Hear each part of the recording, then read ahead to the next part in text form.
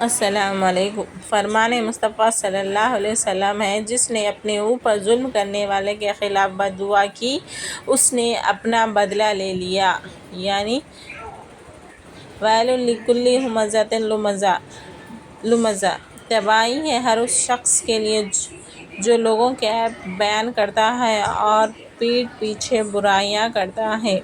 اپنے اندر کی گندگی کو دوسروں میں تلاش کرنے کو شک کہتے ہیں۔ یہ چند مثالیں ہیں جو میں آپ کے سامنے رکھ رہی ہوں، اسے غور سے سنیں۔ سوچ اچھی ہونی چاہیے، کیونکہ نظر کا علاج ممکن ہے مگر نظریے کا نہیں۔ اسی لیے اپنی سوچ کو اچھی بنائیے۔ نظر کو بھی کسی کا سکون چھین لینے کا کفارہ عبادت کر کے ادا نہیں کیا جا سکتا، اس کے لیے خود کو معافی مانگنا پڑے گا۔ لوگ کسی کا سکون تو چھین لیتے ہیں مگر اس کو عبادت کر کے چکانے کی کوشش کرتے ہیں، لیکن ہم کسی کا سکون چھینیں گے تو اللہ ہمارا بھی سکون چھینے گا۔